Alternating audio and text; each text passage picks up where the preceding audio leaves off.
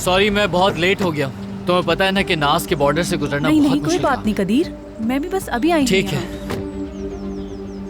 बहुत अच्छे लग रहे हो वैसे। अच्छा, सुन के अच्छा लगा मुझे। हाँ लेकिन एक बात है, तुम जो भी पहनते हो तुम पे सूट करता है। एक दफा फिर शुक्रिया तुम्हारा। चलो चलते हैं। वैसे तैयार हो जाओ, क्योंकि जब घर पहुँचोगे तो अपना होश खो बैठोगे। सच कह रही हो? हाँ सच में। मैं देखने के लिए एक्साइटेड हूँ। चले? हाँ ठीक है चलो। जी ठीक है, समझ गई मैं। ठीक है, मुश्किल में डाल दिया तुमने। Okay C you. फोटोग्राफर भी मिल गया। मैं चाहती हूँ कि बच्चे के आने से पहले कंप्लीट फोटोशूट हो जाए हमारा।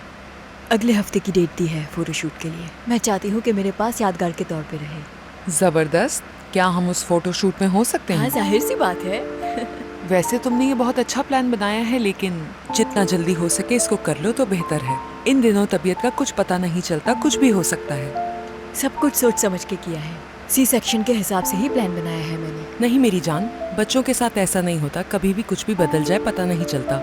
हो सकता है मैं अचानक से नॉर्मल डिलीवरी ही करानी पड़ जाए, और मैं दुआ करती हूँ कि सब नॉर्मल हो जाए। लेकिन खैर कोई मसले वाली बात नहीं, हर किसी का अपना ओपिनियन होता है। मैं बस चाहती हूँ तुम सेहतमंद रहो, तुम्हारा बच्चा सेहतमंद रहे और सब कुछ अच्छे से हो जाए। वैसे आप ये बताएं कि आपने और युसरा साहिबा ने क्या किया? हम दोनों की दोस्ती तो बहुत खूब चल रही है। मुझे लगता है हम दोनों एक दूसरे के लिए ही बने थे, लेकिन तुम्हारी वजह से मुझे इसका पता चला। शुक्रिया अदा करती हूँ तुम्हारा। मैंने तो आपसे कहा था कि हमारे साथ रहें। क्या हो गया नाज, तुम अपनी बातें क्यों बदल रही हो? तुमने पहले तो मुझे कुछ और ही बताया था। तुमने मुझे बताया था कि तुम बहुत मुश्किल से उसके साथ घर में रहती हो, और भी बहुत कुछ कहा था तुमने। लेकिन अब तुम्हारी सोच कैसे बदल गई ये सब समझ नहीं आ रहा मुझे। लेकिन बेबी के बाद तुम्हारे लिए परेशानी बढ़ जाएगी नाज, ये याद रखना मेरी बात। क्या मतलब आपका? मुझे तो लगा था कि आप उनसे बात करना चाहती हैं, आपको मनाना है मैं उन्हें। क्यों बात करूं उससे नाज? मैं क्यों उसे समझाऊं कि उसे क्या करना है और क्या नहीं? तुम मुझसे ऐसी तवक्को क्यों रख रही हो?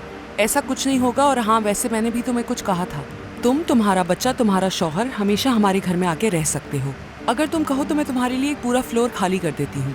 मैंने उसके लिए नैनी ढूंढ ली है, और उसके अलावा भी बहुत सारे कैंडिडेट्स हैं। एक तो इंग्लिश भी बोलती है, तुम्हें उससे मिलना चाहिए। मॉम, मैं अपने बच्चे की परवरिश खुद करना चाहती हूँ। हाँ बिल्कुल मेरी जान, नैनी बच्चे पालने के लिए नहीं होती, वो तो तुम्हारी हेल्प करने के लिए है। नैनी इंग्लिश में बात करेगी और बच्चा थोड़ी इंग्लिश भी सीख लेगा, और जब कुछ अरसे बाद तुम काम शुरू करोगी तो वो उसकी देखभाल भी कर लेगी। मुझे पता है मैं अपने बच्चे की देखभाल कर सकती हूँ। मीने भी तो है, वो आकर मेरी मदद कर सकती है। हाँ ठीक है, लेकिन तुम बेबी यूसरा के बजाय एमने के कैसे हवाले कर सकती हो? देखना जब बेबी पैदा होगा तो यूसरा किसी को उसे हाथ भी नहीं लगाने देगी। हाँ हंस लो।